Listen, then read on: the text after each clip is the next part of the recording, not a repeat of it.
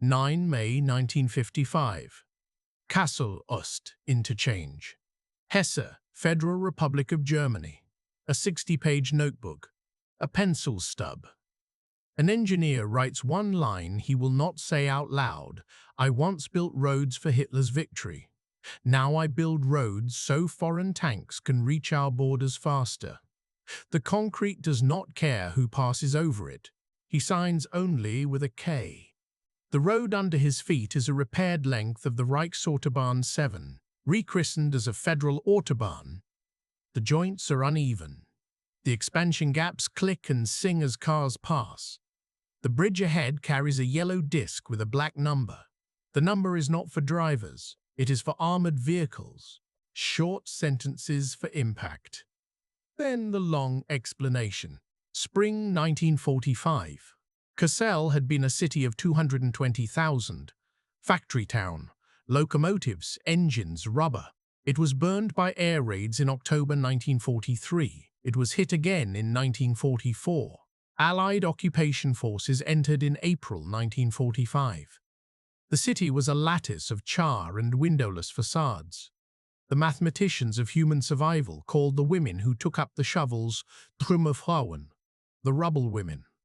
2,000. Then more. They stacked bricks. They lived on bread of potato flour and hope milk. The engineer Karl H. 37, born 1908 in Göttingen, trained at the Technische Hochschule Hanover, had stood on the Seine viaduct in 1940 with a different oath in his mouth. He had been promoted to Regierungsbaurat in the Autobahn administration in 1942, working out of Kassel's road office. He had placed concrete to standard, a grid of dowels and rebar. He had written memos with initials, OT for Organization TOT. He had received ration supplements for heavy work. He had believed that roads were neutral, that they were the bones upon which any regime placed its flesh. In April 1945, neutrality became occupation. An occupation report for Military Government Detachment G402, Kassel, dated 16 May 1945, notes curfew from 2100 to 0600. It notes requisition of municipal buildings and 28 private homes. It notes arrest of senior city engineer, formerly belonging to NSDAP, and release of several civil technicians on provisional basis. It notes that food stocks are minimal and rationing requires registration by household. It notes spontaneous efforts by women on debris clearing squads noteworthy. The math of the first months is the mathematics of food. A daily ration in May 1945, 1,000 calories if lucky. Bread of ersatz flour, a wedge of turnip, cigarettes as currency. A can of American Spam traded for 3 kilos of butter. A French sergeant pays for a haircut with chocolate. Children learn the algebra of a pack. 20 cigarettes equals a pair of shoes, equals a blanket, equals a bolt of cloth, equals a wedding dress, stitched from bed linen. A British occupation report from June 1945 observes that the cigarette has displaced the Reichsmark in many transactions. The engineers in the road office barter rubber boots for schmaltz. There is fear. Curfew is fear. A knock at the door is fear. Fear of retribution, fear of Russians, fear of French troops, fear of the Poles in the displaced persons camp, fear of one's neighbors. A woman prees up tiles next door. She claims she is recovering property from a Nazi family that has fled. The mathematics of vengeance is imprecise. Then come the forms. Denazification. Karl is given a Fragebogen. He fills out 131 questions. He writes that he joined the NSDAP in May 1937 because membership was required to maintain post. He states he was not a member of the SA or SS. He checked yes to the Nazi Automobile Corps because it was customary. He lists his bosses, his colleagues, the organizations he attended, NSV, Winterhilfswerk. He underlines no political activity. He lists his publications, articles in Der Straßenbau on expansion joint spacing for concrete slabs. His Sprechkammer hearing is in October 1946. A tribunal of Germans under Allied supervision located in the former Red Brick Trade School. The categories are defined by Directive No. 38 of the Allied Control Council, Hauptschuldige, major offenders, Belastet offenders, Minder Belastet, lesser offenders, Mittlerfer followers, Entlerfer followers, Entlastet, exonerated. The mathematics of guilt reduces men and women to boxes and stamps. The Sprechkammer file for Karl H. Regierungsbaurat in the Hessisches Hauptstaatsarchiv contains a typed summary and several sworn affidavits. One affidavit from a Mason, Paul R., says, Herr H. never harassed anyone and helped me get my son out of a forced labor detail. Another, from a Jewish engineer who survived in hiding, says nothing because he cannot be found. A third, from a superior, states H. was an exemplary technical civil servant who did his duty and did not concern himself with politics. Karl is classified as a Mitläufer and fined 300 Reichsmark equivalent, payable in labor hours. He is barred from supervisory duties for 6 months. He is rehired in March 1947 as a technical expert, because there is no one else to calculate loads, to draw cross-sections, to manage the arithmetic of frost heave. The mathematics of guilt is not neutral, but it is constrained. Who goes to prison? The Gestapo men known to the neighborhood. The sadists of the camp on the hill. A Kreisleiter whose name everyone remembers. A judge who signed too many death sentences. Some are tried under Allied Control Council. Law number 10. Many are not. Who returns to the desk? The ones with skills. The engineer. The doctor. The barrister with a narrow specialization. The teacher who can be trusted to teach French again, not race theory. The mathematics of reconstruction needs numbers, not moral clarity. Rubble landscapes remain. Kassel in winter 1946-47. The hunger winter. Coal trains delayed by snow and politics. People saw furniture for firewood. A woman faints in the tram. A boy in a wool cap comes to the occupation office to ask for food. The officer writes, "The situation is precarious." Photographs from a U.S. Army Signal Corps unit show lines at ration depots. An Allied intelligence summary from February 1947 warns of growing disillusionment and receptivity to communist agitation. In a notebook, Karl writes, "We have bread cards, fat cards, meat cards, sugar cards. The cards count our life. The numbers are too small." He writes in private because engineers keep notebooks the way other men keep rosaries. Displaced persons. The DP camp at Zierenberg, 12 kilometers west of Kassel, houses Polish ex-prisoners, Ukrainian Ostarbeiterinnen, a few hundred Jews from Galicia and Lodz, and a handful of Red Army veterans awaiting repatriation or emigration. The camp is near enough that locals pass its barbed wire on their way to market. The DP committees organize their own schools, their own police, their own publications. A U.S. occupation report dated 6 August 1946 notes tension between German civilian population and DPs, particularly in markets, with incidents of exchange of insults and occasional theft. Another notes, Germans show curiosity and embarrassment toward Jewish survivors. There is a tendency to minimize German guilt by focusing on own suffering. Moments of contact happen by accident. A German woman watches a DP wedding through a fence. She hears klezmer for the first time. She cries but cannot say exactly why. A boy who lost his father in Russia meets a man with a number on his arm who lost everyone. They look at each other as if across a long future. In the tram, a woman wears a fur collar taken from a deported neighbor's coat. A young American sergeant stares at it as if it will speak. There is denial, there is knowledge, there is the strategy of silence. Expellees.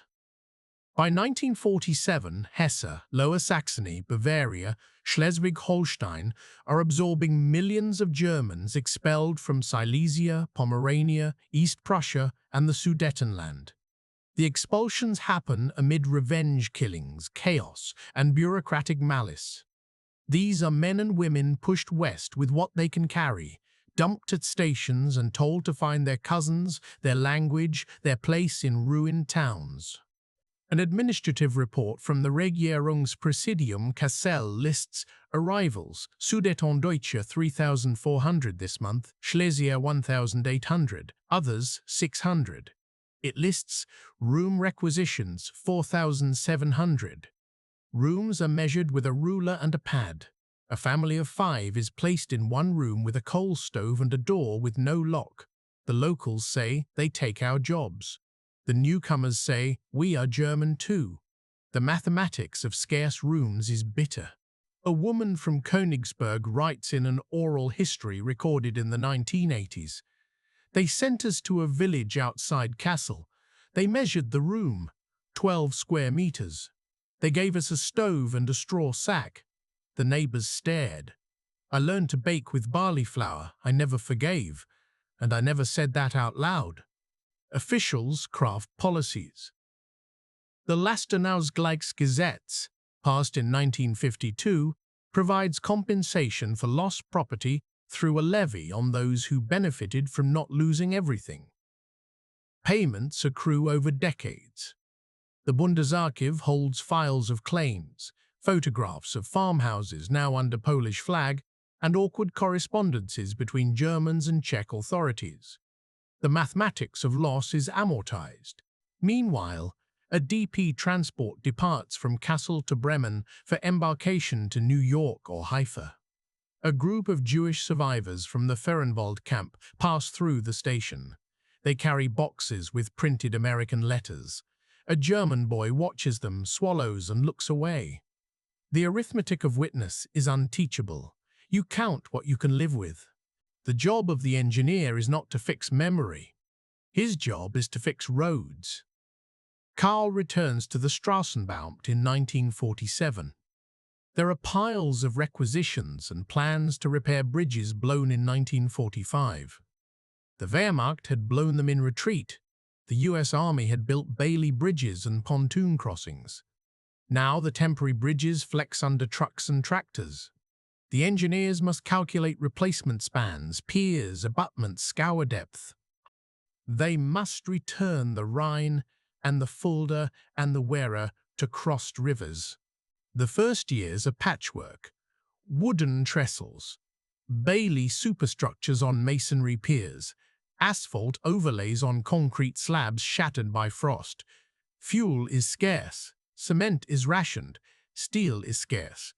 Every beam must be accounted for.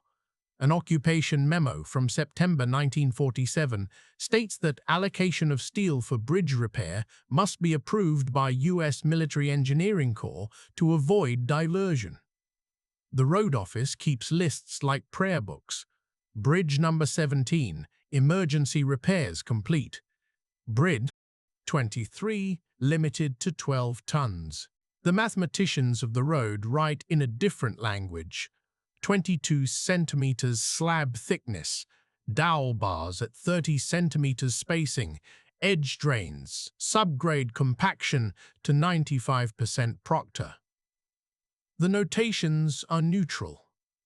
The notebooks are not. The currency reform of 20 June 1948 changes the smell of markets overnight. At Camp Rothwestern, just north of Kassel, an American team led by Colonel Edward A. Tenenbaum coordinates the logistical operation to distribute new banknotes printed in the United States. The Lauquois trucks have tarpaulins and guards. The new Deutsche Mark stacks are stamped for distribution. The morning after the reform, shop windows that were empty for years display goods. Prices soar. The black market shrinks. Cigarettes lose their throne status. The mathematics of exchange changes form. Ludwig Erhard lifts price controls against Allied advice. The American occupation reports note with unusual optimism that German industry may be functioning by year's end.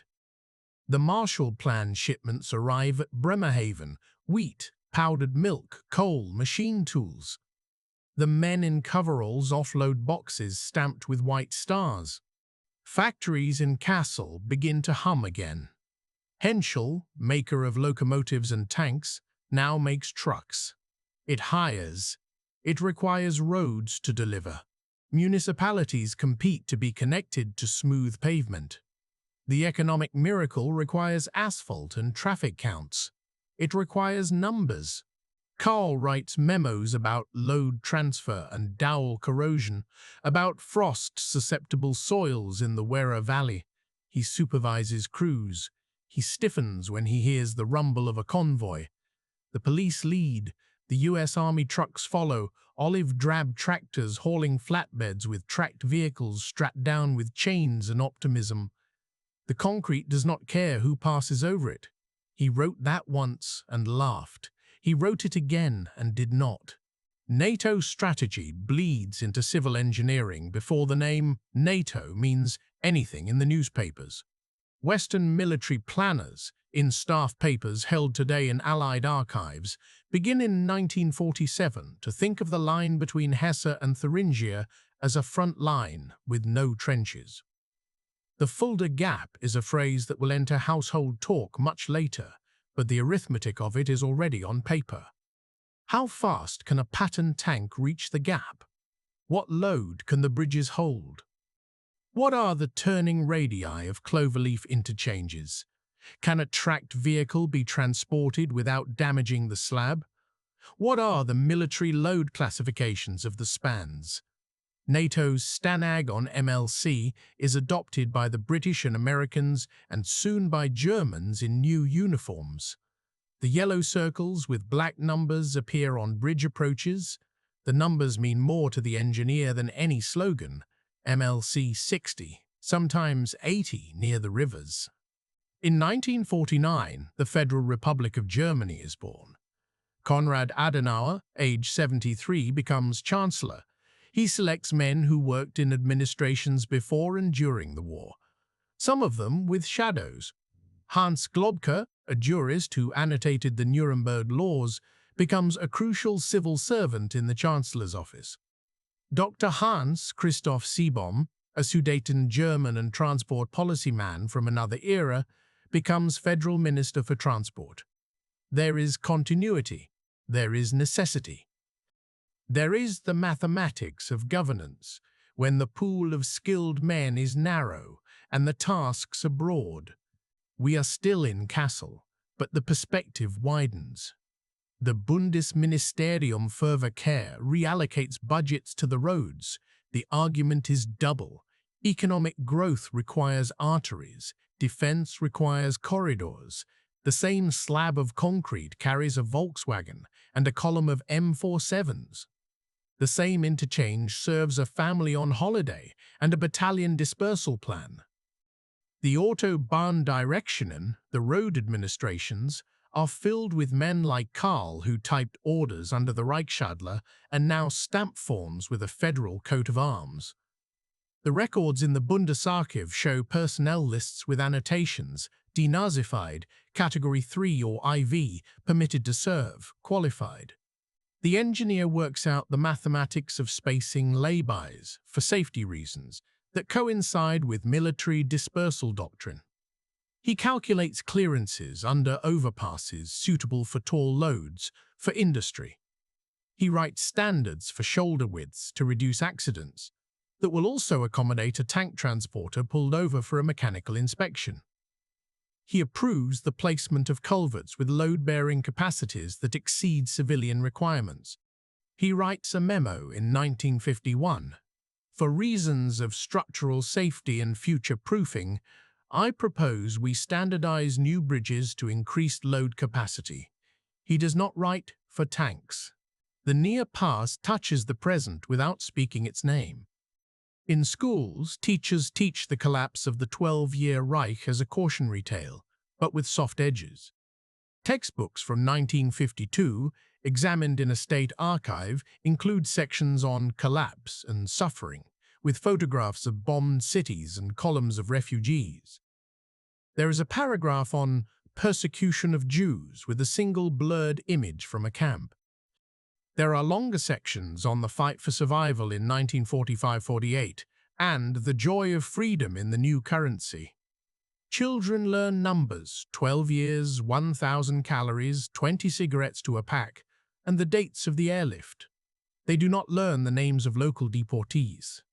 Karl's son recites Adenauer's speech, and not the name of a man who once lived in their building and vanished. The presence of displaced persons slowly recedes. Jewish DPs leave for the United States or Israel. Some remain and marry and begin new lives. Polish and Ukrainian workers are repatriated or disappear into the economy. The camps close. New camps open for German soldiers returning from Soviet captivity in 1949-55. Bones and eyes and gratitude and bitterness. The Heimkehrer monuments rise. In Kassel, a plaque is placed for the dead of the city. The words are careful. The arithmetic of public memory is selective. Meanwhile, the U.S. Army publishes a photo essay in 1953 of their units conducting bridge classification on German roads. The captions are simple: engineers test bridge for M47 tanker trailer. The photographs show helmets measuring tapes, a man writing in a notebook like Karl's. The yellow circle sign is mounted at the approach. The number 60 is bright and meaningful. The Korean War accelerates the German boom. Orders for machine tools and chemicals rise. Henschel expands. New suppliers appear. A factory outside Kassel produces pre-stressed concrete beams based on French patents. The math of stress and strain becomes profitable. Engineers in white lab coats test cylinders to failure and call it science. The sound of concrete cracking is the sound of money. West Germany joins NATO in May 1955. The Bundeswehr is established in November. The Federal Republic asserts its sovereignty. The military logic that had been half hidden in civil engineering becomes official. The Ministry of Transport and the Ministry of Defense exchange letters about routes designated for military importance. The documents are now available in the Bundesarchiv, lists of Autobahnen and Bundesstraßen marked with codes. The Fulda Gap routes are thick pencils on acetate overlays. A quote from one letter reads, "Ensure that bridges on designated corridors meet MLC requirements. Coordinate with Autobahnmeisterei regarding snow clearance priority." Karl stands on the Kassel-Ost interchange on 9 May 1955 and writes his line in his notebook. "I once built roads for Hitler's victory. Now I build roads so foreign tanks can reach our borders faster." The concrete does not care who passes over it. He stares at the yellow disc with the black number. He knows what it means. He has drawn the calculations that made it true. He will not say any of this in a public meeting.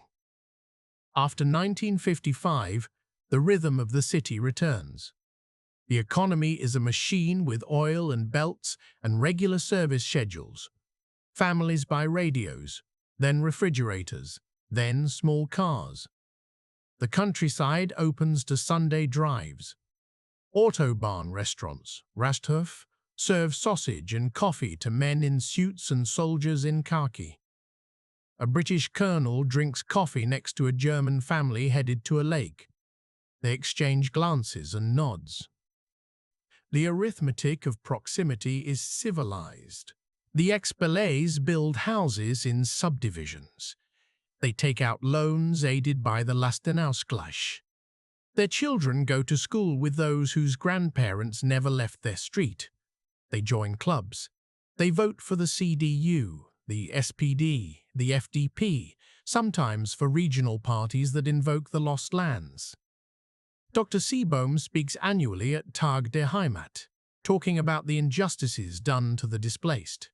The audience claps. There is no applause for the names engraved on synagogue plaques removed in 1938. The mathematics of justice, always late, is not finished.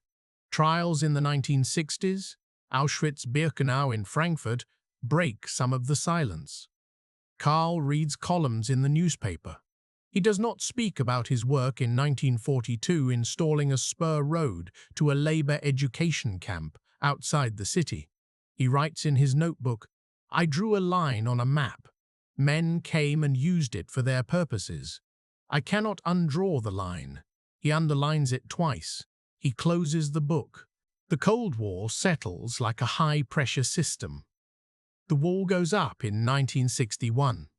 The East remains close but unreachable. The gap becomes a wound in the national map. Kassel is now only 1 hour from the border and 20 years from the war. The Autobahn is maintained rigorously west of the line. The lanes are measured to the centimetre. The plough routes are timed. New bridges are built in steel and concrete with modern bearings and seismic joints, though earthquakes are less likely than tanks. Military and civilian standards converge. The Federal Road Research Institute, the Bundesanstalt für Straßenwesen, publishes guidelines for concrete pavement joint spacing and reinforcement that mirror NATO concerns without repeating them. Overpasses are designed with clearances sufficient for tracked vehicles on low-bed trailers. Emergency laybys are spaced at regular intervals. Some sections are straight and wide enough to be used as emergency runways. Planning documents refer to Notlandeplatz in neutral language. The rationale is safety and redundancy. The effect is tactical. Roadside embankments are landscaped. The country covers its nerves with grass and wild flowers. In the office, the engineers come and go. Some retired colonels now wear grey suits and carry slide rules.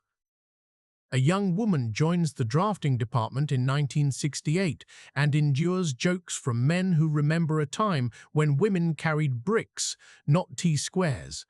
She will be the one who insists on including noise barriers in plans for the A7 bypass. She cites health studies, not military ones. She marks a change. Karl grows older. He becomes Oberregierungsrat. He writes fewer memos and more notes in the margins of others' work. He sits on committees of standardization. He attends funerals. He receives a civil service medal. He speaks at retirement parties. He laughs and tells stories about frost and concrete. He does not talk about politics. His son studies political science in Frankfurt and asks about 1937. Karl says it was complicated. The son reads a book by a young historian about continuities in German ministries and says, yes. The mathematics of filial distance is difficult to solve. In the late 1970s and early 1980s, West Germany is prosperous and anxious. Peace movements march against Pershing missiles. The roads fill with signs. Some of the yellow circles get new numbers as vehicles get heavier. The speed of a column through the Fulda corridors is calculated again and again. In the Bundesarchiv, files marked VS Vertraulich contain overlays of routes with fuel depots and rally points disguised on civil plans as maintenance depots and turnouts. The engineering language masks the strategic purpose.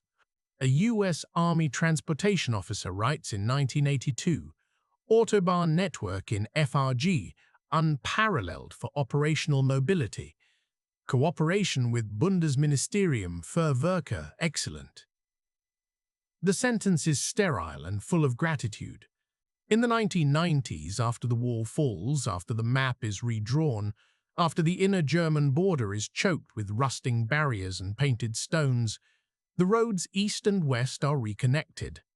The A4 to Eisenach, the A2 to Magdeburg, the A9 to Leipzig are smoothed and expanded. The Notlandeplätze are decommissioned or left in place for future contingencies. The calculus of fear is archived. Karl is old. He sits at a table in a small apartment on the third floor of a 1952 building, post-war architecture with thin walls and thick floors. He has lost friends, a wife, a brother long ago in Russia. He has a shelf of notebooks. He writes in one of them on a day in 1995 when the roadwork outside annoys him with jackhammers that speak a language he has always understood. He writes, "In 1941, a night train stopped on a bridge for 2 hours because a freight train had priority. I slept. Men were moved in the night, and women too. I did not count them because it was not my business. In 1951, an American column moved at night, and we had to ensure the joints did not break. In 1961, we checked the expansion joints again.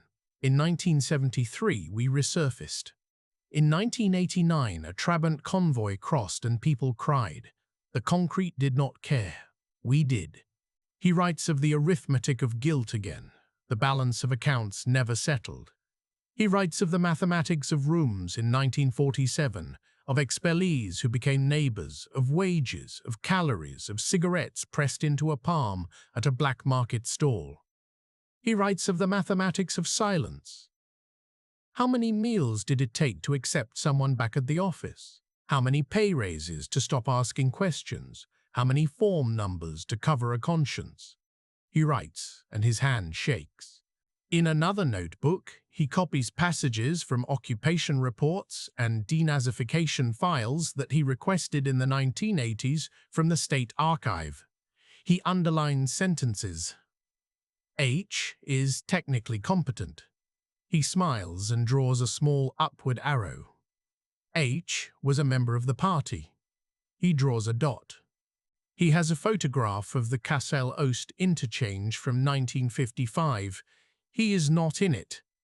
The photograph shows the curve of a ramp and a bridge above, and a sign with a number. The number is still legible. It still means something. He remembers a Jewish DP's face from 1946 through a fence with rust and barbed wire, and a sheet that fluttered. He cannot place it, but he writes, "I saw. I cannot say I did not." He remembers a Sudeten German woman from Königsberg weeping in a 12-square-meter room because her world had been measured with a ruler. He writes, "We measured. We gave what we could. It was not enough." He remembers a policeman at a hearing in 1946 saying, "We need these men back," and the room nodding because the bridges needed to be repaired. He writes, "We needed ourselves." He writes about the Road Research Institute publication that changed the joint sealant standard, and remembers that the footnote referenced a NATO study of traction in ice for tracked vehicles. He writes, "The military logic was in our civil paragraphs. We did not say it. We did not have to." He writes the line again, as if by writing it he can own it and undo it and make it harmless. "I once built roads for Hitler's victory. Now I build roads so foreign tanks can reach our borders faster. The concrete does not care who passes over it." The sentences are short. The life is long. The evidence is in files and photographs, and the slope of a ramp as seen from a moving car. This is an archival story with breadth and fatigue and numbers. A British officer's report from the summer of 1945 records that orderly Germans set to work to clear their streets with an efficiency tinged with despair. An American officer writes in 1947 that German engineers are competent and cooperative, and the technical problems are difficult but solvable given material. A denazification file labels a man with a category that allowed him to continue to draw lines on maps while others were denied. A displaced person's memoir in the Bundesarchiv says, "We were invisible except when we were hated." An oral history from the 1970s records a Trümmerfrau who says, "I do not want to be in the photograph. We did what we had to." A Bundeswehr logistics paper from 1960 lists road corridors with MLC values.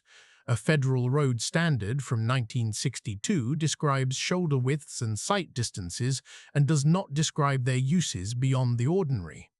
The engineer's life runs through these documents like reinforcing steel through a slab. He did not choose the load, he chose the cross-section. There is a way to tell this as a simple morality play. He refused, he resisted, he collaborated, he repented, he atoned. That is not the shape of his life. His life is the shape of the roads he designed.